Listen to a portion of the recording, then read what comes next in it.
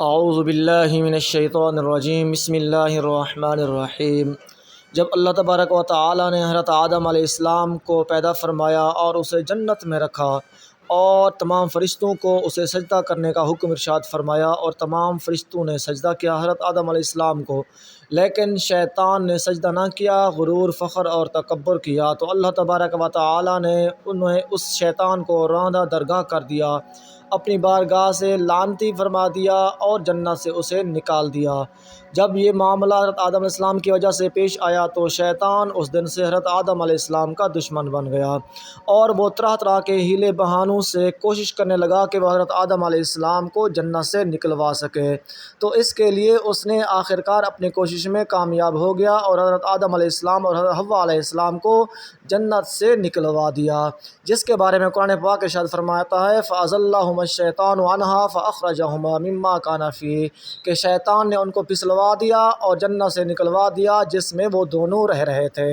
تو اس کے بارے میں بہت سے اقوال ہیں کہ شیطان جنت میں کیسے گیا اور حضرت آدم اور حضرت حوا علیہ السلام کو کیسے پھسلایا اور کیا ہیلا بہانہ کیا کر کے ان کو پھسلوایا، تو اس کے لیے مختلف اقوال ہیں۔ میری اس ویڈیو کو پورا دیکھیے گا تاکہ یہ معلومات آپ تک پوری کی پوری پہنچ سکے اور آپ کسی غلط فہمی میں نہ رہیں۔ کہا جاتا ہے کہ شیطان کا داخلہ جنت میں ممنوع تھا، وہ جنت میں نہیں جا سکتا تھا، فرشتے پہرے دار تھے، اس کو جنت میں جانے نہیں دیا کرتے تھے، تو وہ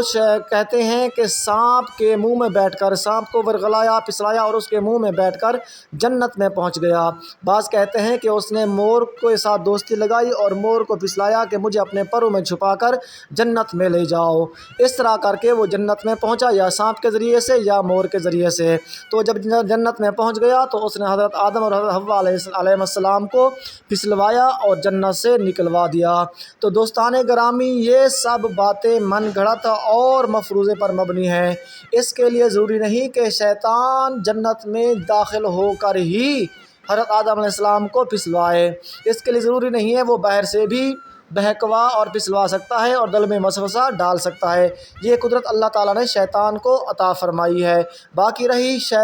شیطان کی دشمنی حضرت آدم علیہ السلام سے، تو وہ تھی کہ وہ جنت سے نکالا گیا، اور سانپ اور مور کی دشمنی کے حوالے سے اگر بات کریں تو اس کی حقیقت یہ ہے کہ ہر چیز کی ایک مرغوب غذا ہوتی ہے، جس طرح باقی جانوروں کی بھی کوئی نہ کوئی مرغوب غذا ہے، اسی طرح مور کی بھی مرغوب غذاؤں میں سے یہ سانپ ہے۔ سانپ